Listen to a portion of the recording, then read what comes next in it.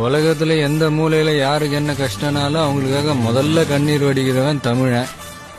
இன்னைக்கு அவன் கண்ணீரை துடைக்க ஒரு நாதியும் இல்ல. இதெல்லாம் எப்பதான் முடியும்? ஒரு நாள் விடியும். உங்க விஜய் காலத்துக்கு வந்துட்டா.